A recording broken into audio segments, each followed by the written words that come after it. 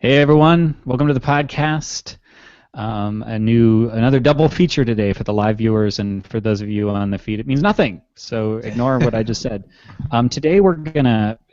I'm gonna just be honest about this because I think that these guys would appreciate that. But our guest today had a Kickstarter success story for their book, and in general, I don't know that we're a huge fan of that as a pat idea, but I think that this is something that everybody who's listening to this was going to be interested in for sure. And I think we'd like to unpack it and dissect it, and they did a really good job with the Kickstarter for their book. No, I actually, I mean, we could talk about this more when they're on also, because I think it's part of the larger story here. But they pitched this not too long ago, and I think before the Kickstarter even. They pitched us quite a while ago, actually. We've just been busy. And well, I advised against the Kickstarter, and then said I didn't think it'd be a good topic because we don't approve kickstarting book projects. But they've done it, and they've done it successfully, and that's worth talking about. And I think there's lots of good questions there. So anyway, and we knew you guys would be interested in it. We're all about you. Yeah, I think some people really do have, they want to kickstart their book, and again, we'll wait until they're on, and I'll frame my objections to it. But these guys have successfully done it, and I do think that's interesting. So. And if you guys have a problem with kickstarting a book, you should send your complaints to @ZC who also kickstarted a book, so it really works out well. It's perfect. All right. ZC Bolger. Anything cool? Anything cool? I have one that I specifically noted before. My something cool this week goes out to my favorite recurring character on my favorite podcast, which is the snake from The Walking Dead. You're rooting for him to bite me, aren't you? No, I when I saw him come the first time, and there were two mentions of the snake that was by you, and then he came, and then you said at the beginning of the next one, you said, "I'm watching out for that snake because I know he's around here," and then the snake fucking reappeared. I was like, this is the best suspense ever. It was just great. So shout out to, I don't know, don't spoil it for me. Do you think that there is really a snake, or do you think that's Dave with his dastardly open loops? No, there is a snake, and my son actually wanted to go see him, and we walked over to where he had been, but he wasn't there when I brought my son. So my son's like, "Yeah, it's all in your head, isn't it?" So it is a recurring snake. It's not, because snakes move around, I've heard. Well, it might be a different snake, but I think it's the same one. I don't know. There could be a shit ton of snakes in the woods where I live. So. Have I told you guys about the possum by my house, the dead possum? Oh, that's a dead possum. Those definitely don't move. It's probably the same one. So there was a dead Someone's possum. Trading them out for fresh new dead ones. It was on August 10th. This thing was just like dead on the side of the road on my normal walking trail. And you remember the date? I do. It was 2 days before my anniversary. I totally remember. Okay. It was an omen. Yeah, and so I walk by, and it's dead, and I'm like, oh well, that'll be there like an hour and a half. Because did you attempt to give it mouth to mouth or anything? Or I did not. In fact, I thought it may have been playing possum. I didn't know, right? I heard they do that. The next day, I go by, and it's still there, and I'm thinking, I can't believe this has been here a day, because this is a very nice street, and I can't believe nobody's eaten it yet. And so, well, it is right up the road from Hillbilly Lane, so you would think. But it's still there. Next day, still there. Next day, still there. It's just now, 3 days ago, it's finally gone. So over the last 2 months, I just slowly watched it decompose, and it went through a really, really smelly phase. And you should set up a camera. I was just going to say, are you behind? Oh, just a second sooner I would have gotten it. I was going to. Sorry. You're behind that video, which also has a possum. No, it isn't a possum. That's a fox decaying in time lapse. Okay. So yeah, that's it. That's not my something cool though.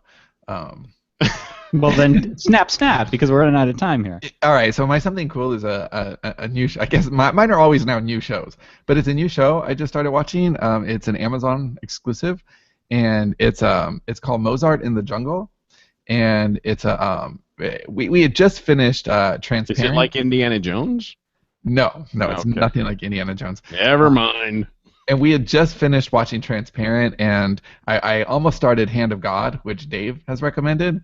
Highly. How But then fucking much TV do you watch? I have like one show I watch. I watch one thing every night before bed. Like, It's impressive 1 hour a to night. do that much stuff. yeah, right, 1 hour a night basically. And so Transparent went quickly because it was 2 episodes because they're 30 minutes.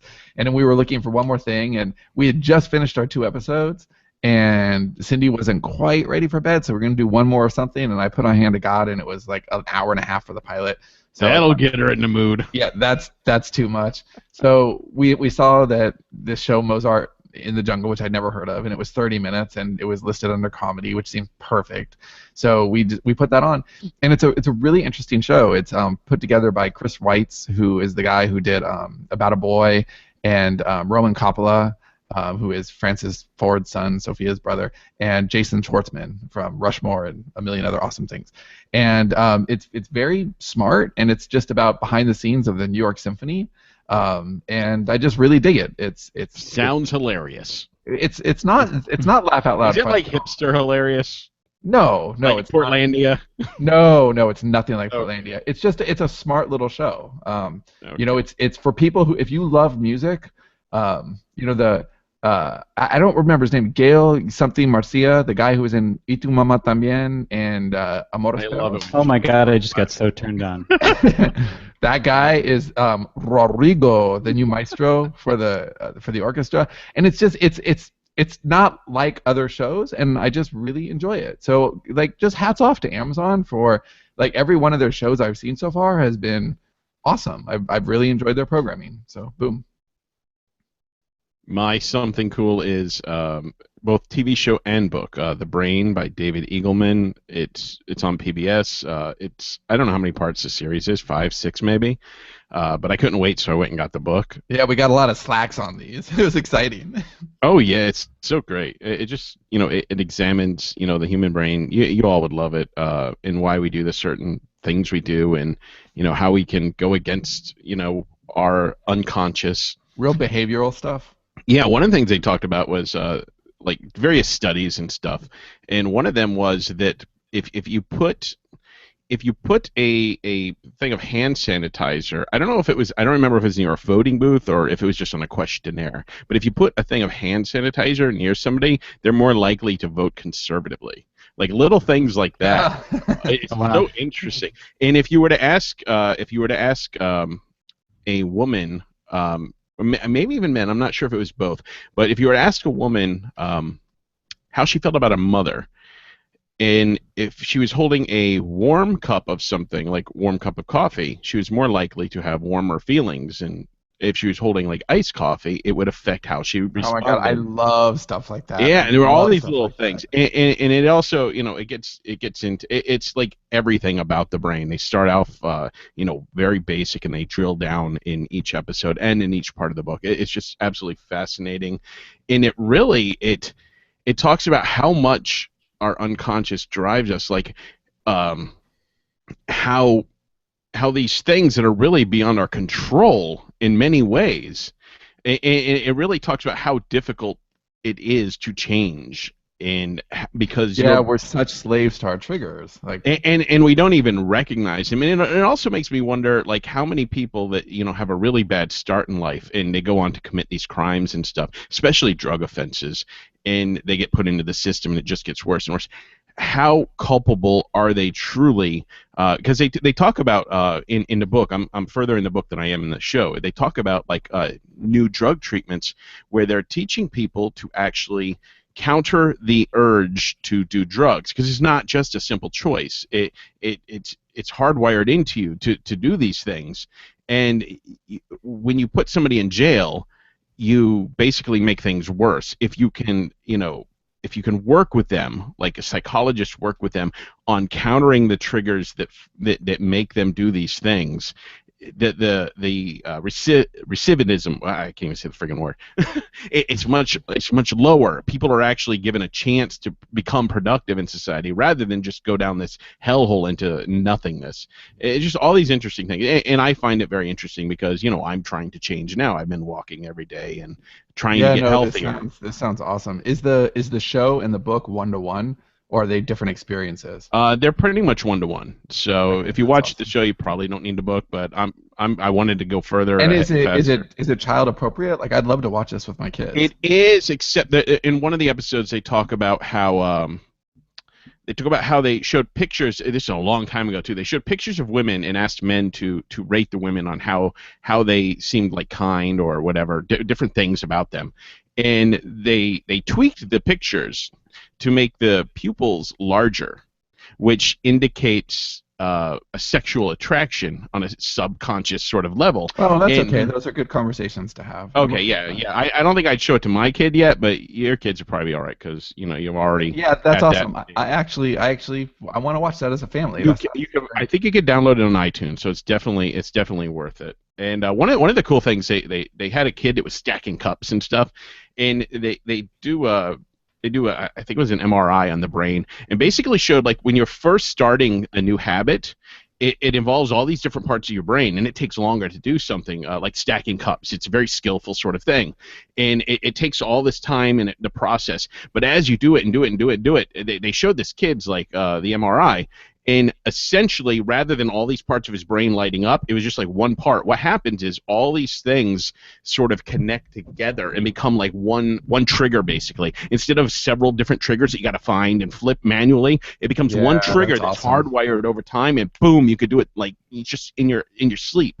It's very interesting. That's the speaking 10,000 of hour region of the brain. speaking of mental triggers, I recently saw a book cover design and wanted to punch the author in the face. And now I'm terrified because I have some book covers that need to be created, and I'm just thinking, what if those brain triggers from, especially even if somebody's seen the show and they just want to hurt me after seeing my book cover design? What do I do?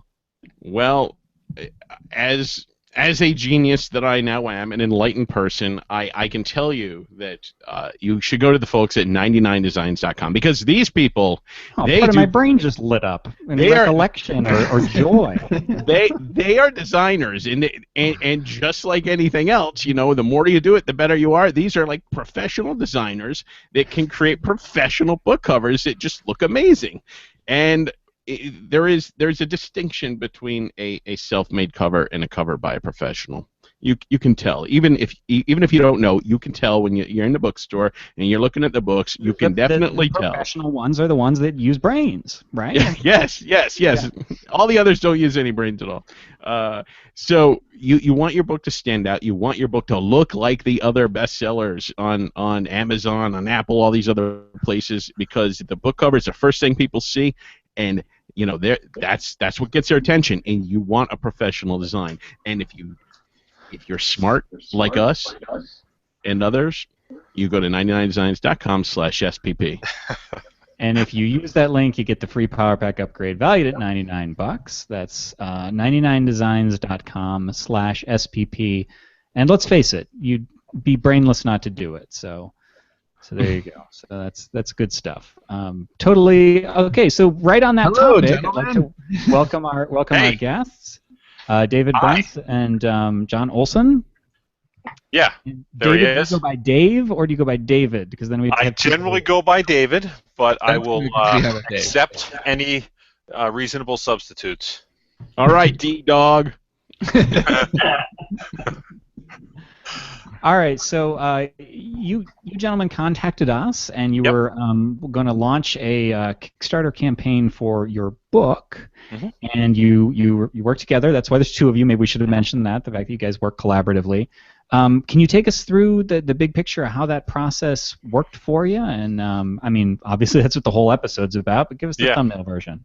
Yeah, so when we were still writing the book, this was about a year ago now, we had talked about doing a Kickstarter. A friend of mine did one, and actually it was very successful.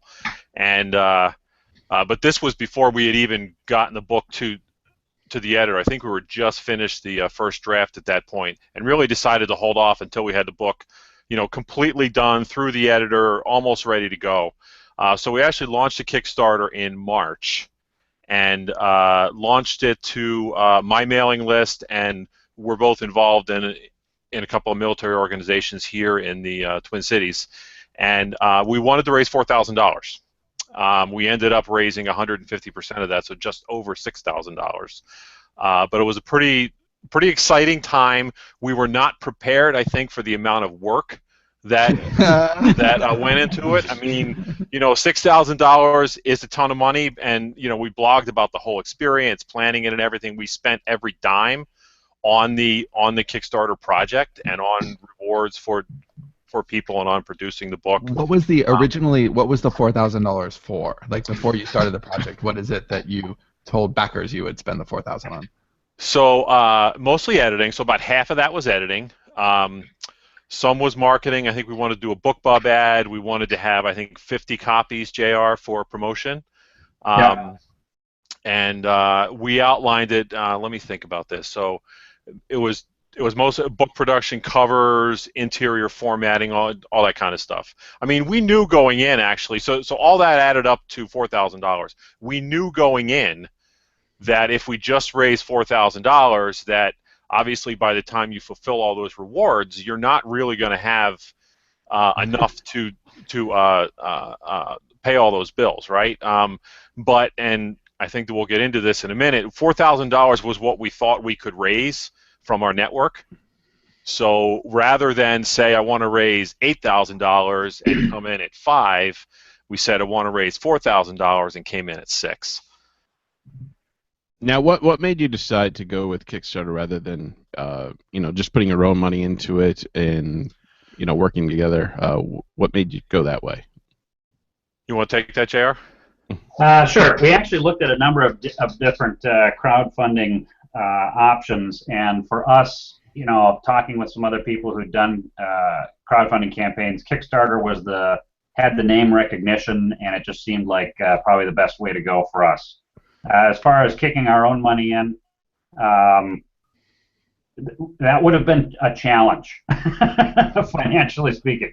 So it was sort of a huge hope of ours that we could get our friends and supporters to jump in and help us back this effort, because we had already, sunk some of our own money into this, but it would have been a great thing to not only get that support from a community of friends and their links, but also to sort of generate automatic and immediate interest in the book itself, which it really helped generate a lot of interest, actually.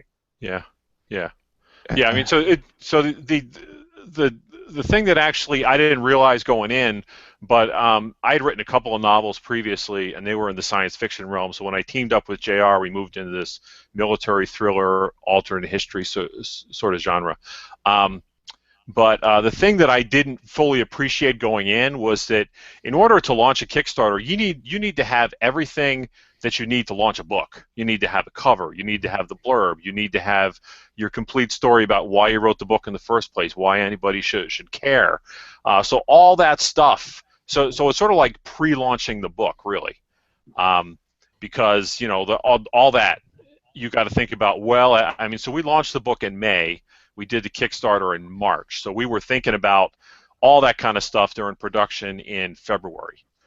So that actually it made the book launch really smooth because it's all done, right? Yeah. The only thing we did do extra was, and part of the answer to your question, Dave, is that we really sort of wanted to do a really nice hardback, dust jacket, custom, really nice collector's edition, and it looks like this. So it's a custom cover, the whole shoot and match, and that was not something that we really felt we could fund on our own, because it is. I mean, doing I've done CreateSpace books before, and that you can do those and maintain your costs, but the hardbacks, I mean, unless you're going to buy a couple hundred of them, it's really going to eat you out of house and home in terms of cost. You mean to have them? You had them pre-printed? You didn't do print on demand? So we went through Lightning Source, but that's still scaled pricing, right? I mean, if you're buying 2, it's a different price than if you're buying 100. Right, but just getting the book too. So I guess my question is, you used Kickstarter to kind of elevate what you were doing with the book, then, right? Correct. So yes. you could have got to market with a less expensive edit, a less expensive cover, right? So the $4,000, because it doesn't cost $4,000 to get a book to market, right? People bootstrap for far less than that. Yeah. So this was you had a vision of this is what we want our book to be. Absolutely. And without the Kickstarter, we can't get the hardback, and we can't get the special edition, the book buff ad, and Dave. And the title of the book is Weapons of Mass Deception. Correct. For everybody listening. I like the title. Now, as far as you had an existing readership, did you also, JR? Well, no, not really. I hadn't published any books before David and I partnered up to do this. Okay. But with my background as a career intelligence officer in the military, I think it kind of lended a certain amount of credence to the material that we were drafting. And what we tried to do was adhere as closely to real-world events as we could. Mm-hmm. And we used that fact as part of our marketing campaign in the Kickstarter effort. Okay. And that generated a lot of interest across, all of our contact lists. So when we finally launched the book, we've gotten pretty steady sales, and over 50 reviews already on the book on Amazon alone. When did you launch it? When did it officially go live on the website? May 15th. Yeah. Okay. Now, David, you had an existing sci-fi reader base. Correct. Do you know how many of them supported it, or was it something that was a hard sell to your existing readership? So it wasn't a huge hard sell. I mean, I think my mailing list at the time was something like 300, 320. I mean, it wasn't a huge mailing list, but I would say that was probably I use MailChimp, and of the opens and the click-throughs, that was one of the highest campaigns I had done. So I had been prepping people that this is coming, and I had been writing at that point for a little over a year. Mm-hmm. People always sort of say, hey, this is great. What can I do to support you? And this is one really tangible thing people could sort of jump in on. I just want to go back to JR there a second. I mean, he's a little modest about his background. So the way this book got started was we were speaking at a Naval Academy parents meeting. This is like, I don't know, 2 years ago now, and I had known JR for like 3 years, but we never really went into our Navy background, military background, or anything. So as we're talking to this group, we said they were given our short bios, and I gave mine. I was, Naval Academy graduate. I was in submarines, and then I was in the private sector. And JR starts talking, and he starts talking about all the stuff he's done in the Navy. He's a CIA-trained case officer. He's got his jump wings. He's been in SEAL training and this kind of stuff. And I'm sort of looking at him like, oh my God, I didn't know that. And at the end of it, one of the parents raised their hand and said, hey, you two should get together and write a book. And that's how we got started. So that's a good origin awesome. story. Yeah. So we didn't even know going in, because we never collaborated on a project of this scope, a creative project of this scope. So going in, we didn't even know exactly if it was going to work. And I distinctly remember, because I wrote a couple test chapters. We would get together and plot the book. JR would write outlines, and I would write the draft. And I remember, I don't know, it's like the second chapter or something. I sent it to JR, and he sends it back. He says, "This is not going to work, man." We had a few of those moments, right? Yeah, I know this is a Kickstarter show, but I'd love to talk collaboration just for a moment, because I think we're always interested in that. But I remember Johnny and I actually met David in Cleveland. Yeah. And you were talking about this back then, not the Kickstarter part, but just the book. Like I've done sci-fi and transitioning. Yeah. You mentioned a partner, and it's just kind of interesting to talk to you, a year plus later, and like all of this has happened. It's kind of neat. But what was the biggest challenge in working together, and what was the biggest surprise? Like, or even better, when did you know, okay, well, this is going to work despite the hurdles that we've jumped? Now we know that this is cool. Tell you what, I'll let JR answer first. Well, so there's something you have to understand. First off, every single person who goes to a military service academy is a very hard type A kind of a personality. And we go there to become leaders, and so we become very directive in our lives, in how we treat others, for good or ill. control freak. David, when David called me up after we'd had that conversation with the Parents Association, he said, I think they're onto something. We should get together and have lunch and talk about it.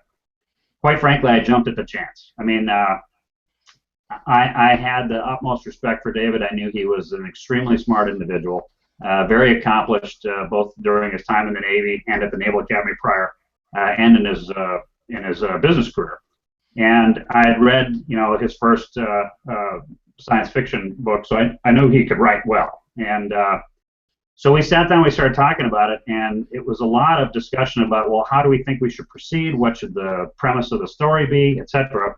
So it really became, we sort of felt our way through the process. Yeah. And we realized up front that the book had to have a single voice. It couldn't be David writes one chapter, I write the next chapter, David writes the third chapter, etc.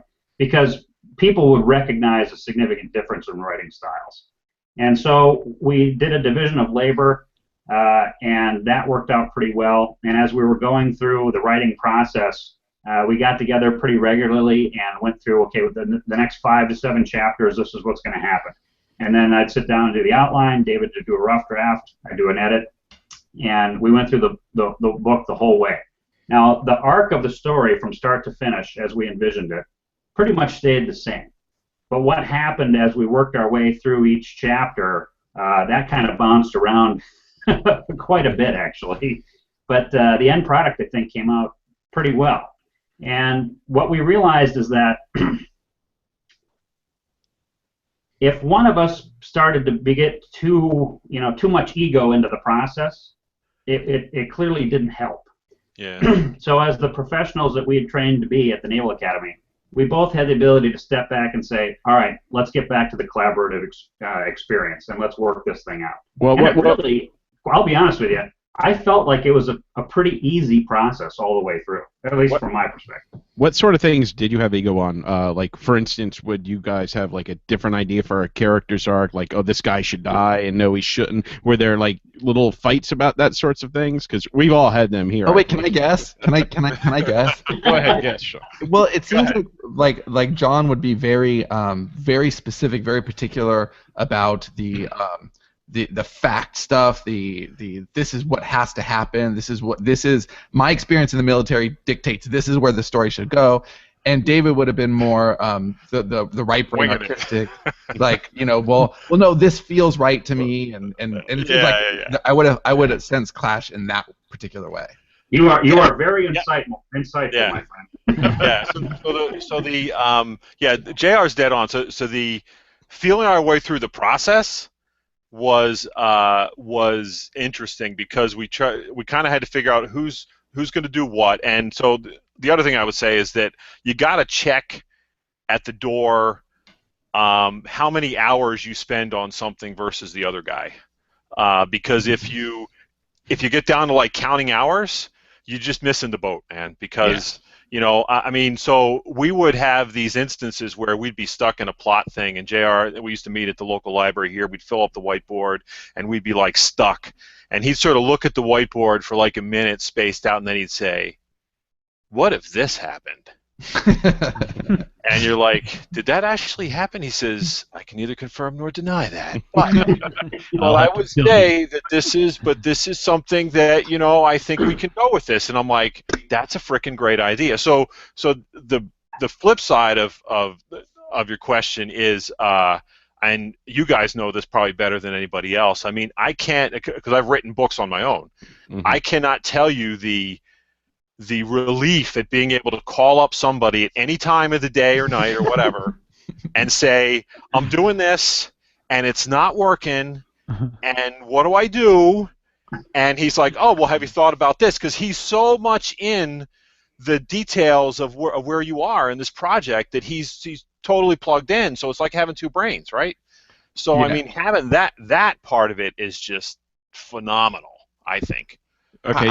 I can't imagine wanting to write a book solo for a long time. Like, I'm just so spoiled by the process. Yeah. It really, but I do think, because we get asked a lot, like, how do I find the right collaborator? And I don't think it's that easy. It's like, how do I find the right? No. You're right. Yeah. Right. It is. We're very lucky to all have each other, because I think that you could struggle for a long time and not find the right collaborator, and it seems like you guys are very well matched.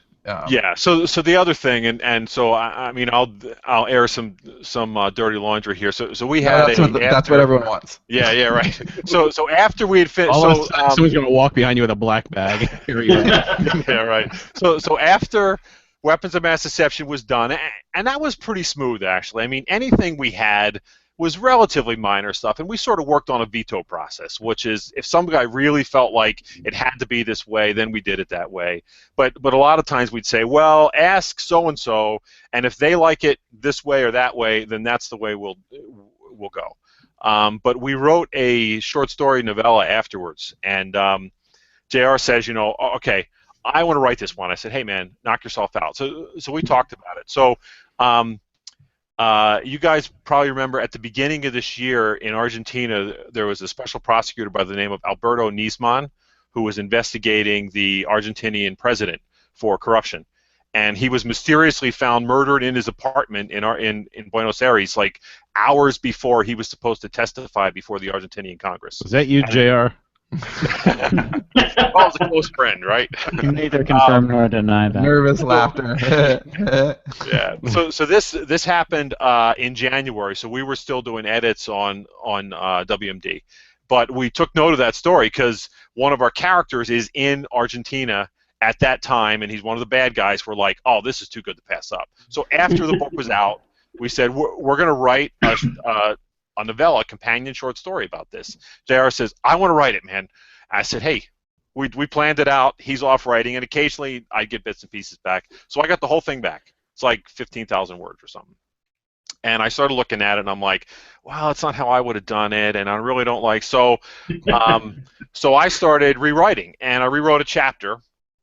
And when I say rewriting, I like gutted it, basically. I mean, the story didn't change, but I like rewrote it the way I would write it, as a control freak I am, right? And I sent JR back a chapter, and he says, I think it's better. Okay, keep going. So I rewrite the whole damn thing like this. And so 15,000 words is about 12,000 words now. And again, the story's the same, the characters are the same, what happens is the same, but it's totally rewritten the way I would write it. And we have we talk on Skype at least 2-3 times a week, and we meet in person every week or 10 days, whatever. And I noticed he's kind of quiet on Skype one day. I said, hey man, what's up? And finally he just frickin' unloads on me. He says, you know what? I gave you this thing, and there's like 12 sentences left from what I started with. I said, what's the point? Was he holding a gun at the time? No. And it was over Skype, right? But out of that, we sort of realized that, where we had landed in the original story was, I mean, he's got all this background, he does great research, he writes these phenomenal outlines, and I just do the writing muscle, and I'm fast. And then we edit it together. That's the way it's supposed to work. Yeah, that seems like a good arrangement. It's like, don't mess with the secret sauce. But we tested it and found out that, no, I think we were right the first time. Yeah. So how did that work in your... Sorry, Dave, go ahead. Well, so did JR add more in a rewrite, or did you guys just go with your draft? How did that work? We mostly went with my draft. I mean, he did edit it again, but frankly, he was pretty disgusted, by the fact that I'd gutted his work. No. So that is a difficult part of finding a writer, is that there is ego involved in art. You want to be credited for the things you think of, but to find somebody that you can share, you can share like Sean and I, we never have arguments over who created what and what fans respond to. Everybody loves Mauricio, and that's pretty much Sean's entire creation of Mauricio being this crazy guy. And I don't get mad when people say Mauricio's their favorite, not one of the characters I made. But so it is. But even Mauricio wouldn't be Mauricio without Dave's contributions. It's like when you are a collaborative partnership, things, and with both Dave and Johnny, there have been times when I'm going through the draft and I literally don't remember like whose line it is, or like, Yeah, yeah. and I love that because that means that it is a true collaboration. Now, Yeah. how did you guys collaborate for the campaign? Like, did you guys have because you already had actual your mechanics, yeah. 'Cause yeah I your think we mode, get like some like lessons learned and what you guys really found out. yeah. Did you guys divide duties there? Like, okay, I'm gonna be in charge of the copy, or like, how did you put that campaign together? So we had actually multiple we did most of it together. I mean, so again, I usually wrote the copy, but we would sit down and say, okay, how many rewards are we going to have? What are they going to be? How much are we going to charge? How much do we think we can charge, right? And then I got my son who runs a YouTube channel to do a video for us. So again, we started. I think JR wrote the script for that. We shot it in our living room with my son on his iPhone and put that up.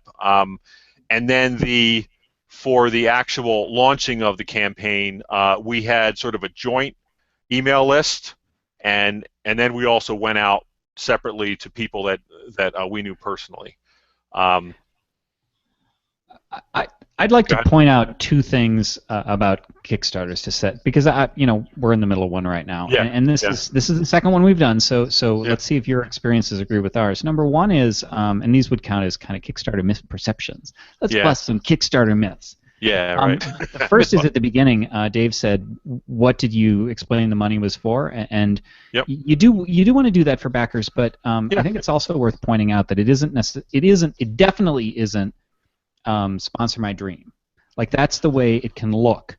And people have said that to us, like, hey, get behind these guys and sponsor their app. And it's like, well, no, you get the app. You know what I mean? It's a marketplace. Right. So there's a lot of element of your book that is like, well, so what are you going to spend the money on? Well, kind of doesn't matter. Do you want the book or not? So that's misperception number one. And number two. But Johnny, I think I would take issue with that a little bit. And I'd say I think so, and I'm coming at this from 20 years in sales. People don't really give to a thing; they give to people. That's absolutely true. Right. But there's a lot of things like GoFundMe as a crowd campaign where you're allowed to do charity. People say, I had funeral expenses that I wasn't anticipating for somebody, and will you help me? Yeah. Or I want to backpack through Europe. Right. This is my dream. Right. You really can't control why people give to you, and if people give because they like you, that really Well, and that's great, but I think that you want to make a solid offer for your product. Well, yeah, you want the thing to be something that somebody wants. I mean, we want Story Shop to fund because we think writers will love the app. I mean, if the app isn't built, then we're not out anything. We just don't get the app for ourselves. Right. But so in contrast to that, a guy reached out to me. This is probably 2 or 3 months ago now.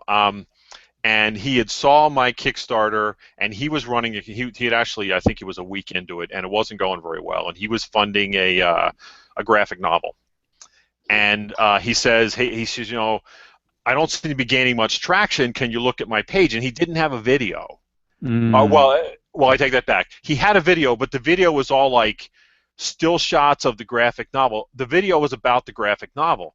I said, that's great, but you got to put some of the people who are contributing to it in it and make it personal. Yeah. Make it about the artist as well as the finished product. And he did that, and he did fund out. But he sort of had to draw back to that. So I completely get what you're saying, but I mean, people need to understand that they need to have a good reward that I think goes directly to the project, but they also need to make a connection with their audience.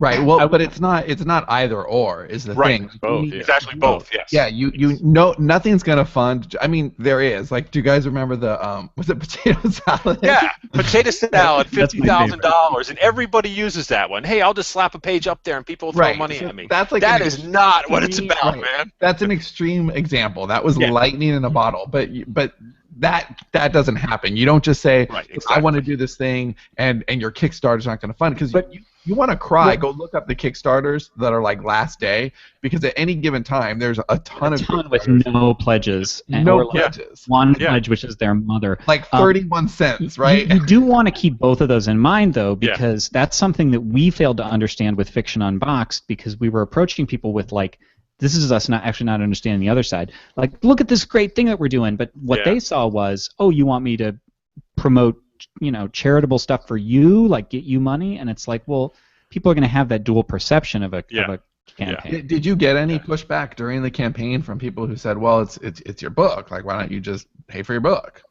Nope. Actually, no. No, we actually the opposite. So, to Johnny's lessons learned, the thing that made the campaign was the collector's edition hardback. I mean, I think, so it was a $50 thing, right? And I bet you 60% of our pledges, well over half of our pledges, were at that or higher. And it was because it was only for Kickstarter supporters, numbered, limited edition, one-time. Oh yeah, cover. that's awesome. Only That's way a to really get good it. example. That's actually the perfect example of both of those things harmonizing. You can, it's a product. You can only buy this product through this way, through this marketplace, and it's about us and who we are as people. So like that's a good example. You had the store, but you also had the product, because they were buying that. They were buying their $50 limited edition book. I'll tell you, I really had never participated in anything related to the crowdfunding effort until David and I decided to take this on. And I was extremely thankful as we went through the prep period of David's background in corporate America in this world of marketing and sales and stuff. But what I sort of took from it was that we presented, I think, a very professional product. We sold it by being authentically ourselves. So people could see that we were not trying to, run a deal on them, right? We're just being who we are as people. And what we presented in our Kickstarter page with the video and everything else was clearly a very well thought out professional plan. And I think that probably won over people who may have been, kind of on the edge, whether or not to go in or not with us. And I think people are not going to give a lot of money to a crowdfunding effort if their sense of what they're donating to is sort of a fly-by-wire kind of an operation.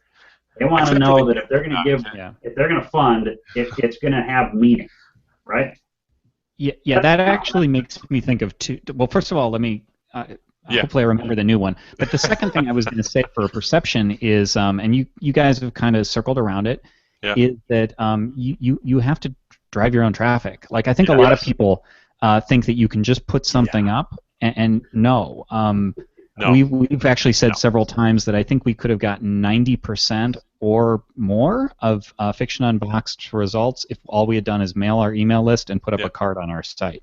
Yep. And then and we're seeing much of that now with Story Shop too. Actually, I mean it's too early to tell because there's half the campaign still to go, but really most of the excitement came the day we launched, from our list, right? Like, and that's the way it always is. It's a graph that rises fast and then it plateaus and then it goes up again at the end. Yep. Yeah. So that, I mean, John, that is the point I think. I mean, we knew up front that we were going to drive people to the page, but I'll tell you, I was stunned. So Facebook did almost nothing for useless for the campaign. So, I mean, I think we had 2 contributors who came from Kickstarter who were like people surfing around. So 84% of our funding came from backers from direct traffic. People that we sent there. And 76% of the backers, of the physical number of backers. So what that tells us is the people who we drove there gave most of the money and gave in higher amounts than people who came from other sources. So then, just devil's advocate here, by those numbers, you could have set up a page on your site and just took pre-orders for the limited edition book and done a lot of the same stuff, right? But there isn't that social proof with Kickstarter. Yeah. So I think the answer is yes. You're both right. I mean, so Kickstarter. When you tell somebody that you're doing a Kickstarter, they instantly know what you're talking about, right? Which is one of the reasons that why we went with a name. But I mean, hey, Kickstarter takes, by the time you factor in the fee and credit cards, they take over 8% of your money. So we raised a little over $6,000. They took $500 off the top. So could you do it through our site? Yeah, I mean, if you were able to drive enough traffic to the site, then yes, I think it is physically possible. I think that having the Kickstarter Collector's Edition has some panache to it that maybe the Collector's Edition from Dave Bruns' website doesn't carry, but that's just me, you know? Well, there's also an excitement that occurs. People get, and I don't know, how long was your campaign? 30 days.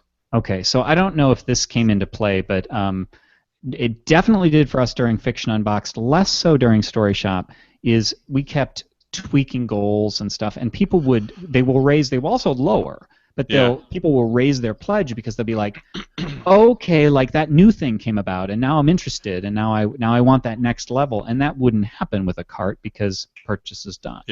Yeah. Also, like you could put it on your website, but I think any payment processor that you use will also take a percentage. So I don't think you're really losing anything by going on Kickstarter. Well, Kickstarter takes 5% plus processing. Percentages are much bigger. So Okay. So you guys are going to write together again. Will you be doing another Kickstarter novel, or you're not sure? We have had a lot of people ask us if we're going to do another one, and we're not sure at this point. We are actually. I'm starting next week on drafting for book 2 in the series. This one's going to be about homegrown violent extremists. Dave knows the shortage of those. And so if we did, it would probably be in roughly the same time frame, probably in the May-April time frame. But we haven't actually decided. I mean, it is a ton of work. And did you have any money left? Because like shipping will eat you alive if you were doing hardbacks. We spent every dime we made. And I actually did a post about this because almost everybody, I talked to a lot of people about Kickstarters before we did it. Almost every single one of them said, watch shipping, you will lose your shirt. Shipping. Yeah, and so we were very careful about it. We built I built a lot of Excel spreadsheet models and said, okay, the book is going to cost about this much, and shipping is going to be about this much. Overseas will just that'll eat your lunch. So we ended up spending everything we made. Now, along the way, because we raised more money, so like we gave all of our beta readers, we 12 beta readers, we gave all of our beta readers a copy of the collector's edition, which we didn't have to do, obviously. Mm-hmm. You know, there were people along the way who did our first interview and stuff that we gave them copies.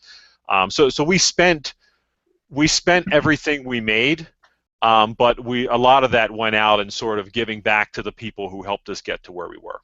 Oh, that's awesome. Now, one thing to consider for your next book. I mean, if you have an awareness now and your book is selling well on Amazon, you guys are becoming a name together as co-authors, then you might be better off just going straight to the bookstores rather than going on Kickstarter, because all those copies you give away on Kickstarter, you're selling them, but you're still giving away. They're not showing up as a sale anywhere else. Yep. That could hurt your numbers, like on Amazon or Apple or wherever. But it also might make a Kickstarter easier because you're known. Is devil's advocate. Also, okay. Yeah, I mean, so we've sort of done informal surveys of people who gave to the first Kickstarter. I think most, probably in excess of 80%, would do it again. We feel like if we did another Kickstarter, mm-hmm. it would be successful. But I mean, again, it's a ton of work. You do stretch goals and all that stuff, because that just. So if we had to do it over again, we did not do stretch goals. We talked about doing a stretch goal, and the stretch goal. So let me back up. When we set our rewards, mm-hmm. We only did books. We were T-shirts and coffee cups and all that kind of crap. We decided we're not going to do any of that. we're going to have 3 editions of the book. The higher levels are going to be multiple copies of the book, signed, inscribed, whatever. So our stretch goal thought was we were going to do an audiobook. But I've never done an audiobook before, and I didn't know how much it costs, and we started looking at the numbers of, well, if we have to pay the guy up front, and how much is that, and finally we just said, screw it, let's just leave the campaign alone. Because, I mean, it was working, we funded, we still had people giving, and I'm like, you know what, if we throw this in and we break the bank, then we've just blown a perfectly good campaign because we didn't know what we were doing. Right. Something worth noting about Kickstarter, especially versus some of the other crowdfunding campaigns, and it has an interesting psychological component, is that Kickstarter is all or nothing. So anybody thinking about this, if you want 4,000 and you make 3,999, you don't get any. Not enabled for this show. I have no idea why, so we'll have to. Oh, I didn't do anything. Yeah, I know. Sometimes it happens, so. We'll fix it after the show. And if you have any comments or questions, go ahead and leave them on the. We didn't turn them off though. All right. Well, thanks so much for being on, guys. Your book is called Weapons of Mass Deception. Correct. I love the title, and so check it out. Anything else you want to steer people toward? So it's on Amazon. It's in print. It's in digital form, and it just went into KU, so we're watching our pages read climb every day, which is nice to see. And the short story novella that's a companion piece to that is called Death of a Pawn. Death of a Pawn. Cool. All right, excellent. Definitely check it out. All right, well, thanks for being on the Self-Publishing Podcast, and thanks to the audience, and we'll see you all next week. Thank you, guys. Thanks, fellas.